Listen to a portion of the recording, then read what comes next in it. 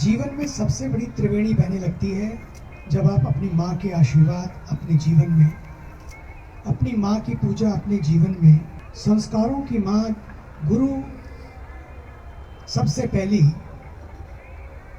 सच पूछे तो माँ होती है। कि एक तो मेरी माँ और एक मदर नेचर,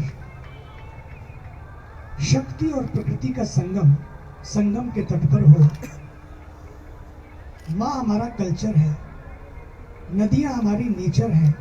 यदि हम चाहते हैं कि हमारा फ्यूचर बचा रहे, हमारा भविष्य बचा रहे, तो कल्चर, नेचर और फ्यूचर का संगम हम सबके जीवन में हो, यही मकर संक्रांति है।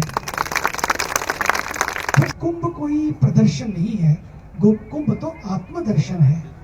आत्मदर्शन है, संस्कृति दर्शन है, भारत दर्शन है, उस भारत की जिसने पूरे विश्व को रोशनी दी है।